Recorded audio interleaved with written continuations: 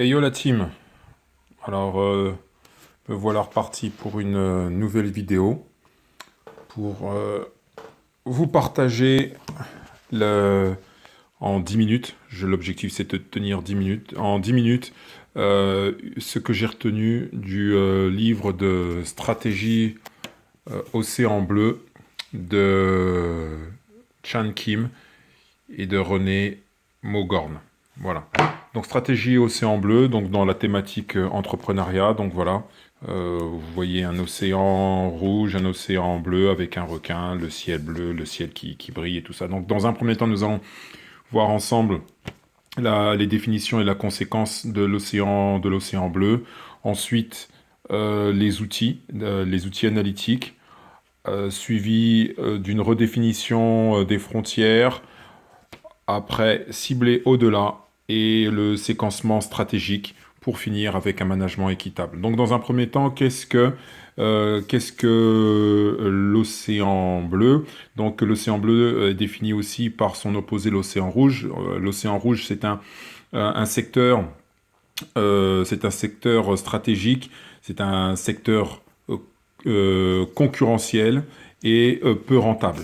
Donc c'est un secteur connu, délimité et où la concurrence fait rage. Et donc, comme il y a forte concurrence, il y a je dirais, peu de marché, où le marché est réduit, et donc il est peu rentable. À l'opposé, l'océan bleu, c'est une autre stratégie où le secteur est infini, la concurrence est inexistante et la rentabilité est exponentielle. Voilà. Donc, souvent dans la stratégie de l'océan rouge, donc pourquoi océan rouge? Parce que l'océan rouge, ça représente en fait l'océan dans lequel les requins se font la guerre et se déchiquetent. Donc c'est la couleur du sang. Et à l'opposé, l'océan bleu, c'est l'océan posé où il fait bon vivre. Et c'est pour ça que j'ai mis un requin qui était en train de chiller. Donc souvent dans l'océan rouge, on fait la dichotomie, la différence entre l'innovation et la valeur, à savoir est-ce que je vais sacrifier l'innovation pour est-ce que je vais sacrifier l'innovation et accentuer plus la valeur, ou est-ce que je vais accentuer plus la valeur que j'apporte au détriment de l'innovation? Si je fais l'un ou l'autre, il en ressortira que mon tarif, ma rentabilité sera affectée. Alors que finalement, dans la stratégie de l'océan bleu, eh bien, je peux faire l'un et l'autre. Je peux non seulement apporter innovation, et aussi amener de la valeur et aussi avoir un coût qui est en référence ou en relation et qui valorise non seulement l'innovation supplémentaire que j'ai faite et la valeur qu'apporte mon produit et la valeur aussi que j'apporte à mon produit. Donc, à la suite de cela, on nous propose des outils analytiques. J'en ai relevé deux principaux. Le premier outil analytique se compose de 4 actions. La première action, qui est basée sur critères à exclure. Alors, quels sont les critères à exclure, les critères à atténuer, les critères à créer et les critères à renforcer? Donc, pour créer un océan bleu, je dois passer mon produit à ce crible-là. Quel est le critère de mon produit que je dois exclure et qui est en commun aussi avec mes concurrents? Il y a peut-être des choses qui ne sont pas nécessaires de garder. Quels sont les autres critères que je peux atténuer? Ils sont importants, mais pas si importants que ça. Et ensuite, les critères que je peux créer, donc là j'apporte de la valeur, et renforcer, là encore j'apporte de la valeur. Donc les deux premiers sont là pour réduire les coûts, et les deuxièmes et les deux derniers sont là pour augmenter la valeur et ainsi augmenter le prix. Une fois que j'ai exclu certains critères et que je n'ai renforcé d'autres, eh bien je deviens un produit unique, un produit qui sort de l'ordinaire. Ensuite, il y a l'autre stratégie, à savoir la triptyque. Donc la focalisation, la divergence et aussi le slogan percutant. Donc, le deuxième outil analytique se forme sur la focalisation, c'est-à-dire je cible un marché bien précis et je sais où je vais, je cible un marché bien précis. Ensuite, la divergence, je dois aller à l'opposé. Si mon concurrent va à droite, je vais à gauche. S'il va à gauche, je vais à droite. Et ensuite, avec un slogan percutant pour toucher le cœur et avoir un message clair, fort, qui touche qui touche les clients et mon cœur de cible. Voilà. Ensuite, une fois que j'ai fait tout cela, eh bien, il me faut redessiner des frontières. Parce que puisque je dois me différencier, je redessine des frontières. Alors comment? Eh bien, la première chose, eh bien, je vais commencer par ce que j'appellerais autre, donc anticiper. Voilà, je suis dans l'anticipation, c'est-à-dire, à un moment donné, il prend l'exemple de Apple qui avait anticipé les problèmes du téléchargement illégal du streaming avec Napster et tout ça, qui avait ouvert la voie du téléchargement, on va dire, illégal. Eh bien, lui, il a vu la fin, il a commencé par la fin, et ensuite, il est remonté pour faire un produit nouveau qui est devenu iTunes. Donc iTunes avec des millions de titres en téléchargement illimité qui permettaient non seulement aux artistes de gagner de l'argent, mais aussi à Apple de profiter de cette nouvelle tendance et qui a fait passer cet acte illégal en légal et en plus payant. Donc lui, il a anticipé, il a vu la fin et il s'est inspiré de la fin pour en faire un nouveau produit. Ensuite, est-ce qu'il est fonctionnel et émotionnel? Eh bien souvent, soit il est l'un, soit il est l'autre. Eh bien là, dans la stratégie de l'océan bleu, eh bien il est un et l'un et l'autre. Et il prenait l'exemple du Viagra. Le Viagra qui a comment on va dire,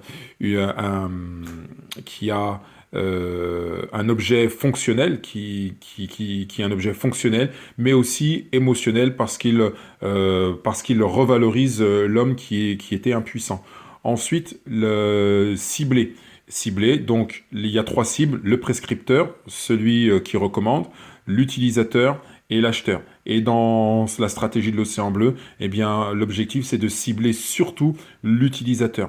L'acheteur, c'est le dernier payeur, c'est vrai, mais l'acheteur n'est pas forcément l'utilisateur, le prescripteur n'est pas forcément l'utilisateur ni l'acheteur. Donc le cœur de cible, c'est l'utilisateur. Ce qui m'a d'ailleurs semblé bizarre, parce que c'est vrai que j'aurais plutôt ciblé l'acheteur, mais c'est surtout l'utilisateur qui nous intéresse. Et enfin, une dernière solution, eh ben, je me souviens plus c'est quoi cette dernière solution. Ensuite, aller au-delà. Aller au-delà, c'est en fait aller à la recherche des non-clients. Les clients, on les connaît. Et là, ce que j'ai trouvé intéressant, c'est qu'il y a des non-clients. Les non-clients, il en discerne trois. Les non-clients imminents, ceux qui sont tout près. Ils connaissent mon offre, ils l'aiment bien, mais ils n'attendent qu'une chose, c'est qu'il y ait une offre similaire à un prix peut-être plus avantageux. En tout cas, ils ne me sont pas fidèles ni loyaux. Ils sont tout prêts, mais ils n'attendent qu'une chose, c'est de se casser. Ensuite, il y a les anti. Alors les anti, pour eux, mon offre ne les intéresse vraiment pas. Et enfin, il y a d'autres non-clients, eh bien, ce sont les clients qui sont inexplorés et ils ne connaissent pas notre offre, ils ne nous connaissent pas. Donc ce sont ces personnes-là qu'il nous faut cibler. Voilà pour cibler au-delà. Enfin, ou du moins, pardon, ensuite, le séquencement stratégique. Donc, pour séquencer, organiser notre stratégie, la première chose que nous ferons, c'est questionner l'utilité de l'utilisateur. Est-ce qu'il y a un avantage énorme à utiliser notre produit? Quel est l'avantage que propose mon produit? Donc, je ne ferai pas forcément les 10 minutes, mais je serai tout prêt. Ensuite, le prix et le coût. Est-ce que travailler sur le prix et sur le coût? Ensuite, pour le prix, il y a ils utilisent le corridor du prix. Je vous inviterai à faire des recherches là-dessus. C'est ce qui leur permet de déterminer le bon prix, pas forcément moins cher, pas forcément trop cher, mais le juste prix pour gagner beaucoup d'argent et aussi que ce soit aussi un bon prix psychologique. Ensuite, il y a l'adoption. Donc l'adoption, il faut que l'opinion publique l'adopte, donc ça va parler des médias, quelle image je donne par les médias. Il faut que mes partenaires l'adoptent, c'est-à-dire est-ce que mes partenaires vont me suivre lorsque je changerai, lorsque je serai dans une divergence, lorsque je changerai de trajectoire, et aussi que mes salariés adoptent ce nouveau produit, ce nouveau challenge et cette virée vers l'océan bleu. Enfin, bien sûr, on parle de salariés, on parle de partenaires et surtout de salariés. Eh bien, ce qui nous invite à parler du management. Et ici, il y a deux managements. Le management par point de bascule. Le management par point de bascule est composé de quatre points. Le premier point, c'est l'obstacle cognitif, c'est-à-dire je dois passer au-delà de l'information, le cognitif, parce que souvent, lorsqu'il y a trop d'informations, eh bien, il est difficile de convaincre. Les chiffres, on peut leur faire dire n'importe quoi. Par contre, l'expérience, partager l'expérience, ça, il n'y a rien de plus convaincant. Et en plus, c'est expérimentable. Et en plus, c'est personnel et c'est marquant. Ensuite, il y a aussi les ressources, le point de bascule, qui sont les objections de la ressource limitée. Eh bien, il y a ce qu'on appelle le point chaud lorsqu'il y a des ressources négatives, lorsqu'il y a des ressources limitées et avec un impact positif. Et à l'opposé, il y a les points froids avec des ressources point chaud, ressources limitées, impact positif, point froid, ressources illimitées, impact négatif. Et donc, l'idée, c'est de savoir utiliser les points chauds, déterminer où sont nos ressources, certes que je n'ai pas en abondance, mais qui ont un impact important. Ça me fait penser aux 80-20, les 20% qui ont 80% de mon chiffre d'affaires, par exemple. Ensuite, il y a l'influence interne, repérer les mauvais anges, les anges positifs et les anges négatifs pour nous séparer des anges, ou surtout consulter surtout et nous appuyer sur les anges positifs. Et enfin, la partie de la motivation. La motivation, donc, pour motiver, le management se base sur de la transparence de l'information, le fractionner, c'est-à-dire donner des petits morceaux de mission pour que ce soit faisable, évaluable, voilà. Et ensuite, travailler en transversalité, travailler avec, non pas de manière pyramidale, mais de manière transversale. Enfin, l'équitable, le management équitable. Donc, le management équitable repose sur 4 points. L'engagement de tous. Le feedback, l'échange, c'est-à-dire comme on travaille de manière transversale, eh bien, il y a un échange de tous. L'information de tous est importante et c'est ce qui permet d'apprendre et de grandir. Enfin, voir les conséquences. Tout le monde a un objectif et tout le monde est responsable. Enfin, ce que j'ai bien aimé avec la reconnaissance, l'importance de la reconnaissance, parce que le psychologue Herzberg montrait que quelqu'un qui est reconnu, qui est entendu, eh bien, est beaucoup plus motivé. Et là encore, ça rejoint aussi le point de bascule. Voilà, donc stratégie Océan Bleu assez lourd et en même temps super enrichissant et je vous conseille vivement de lire ce livre, la team.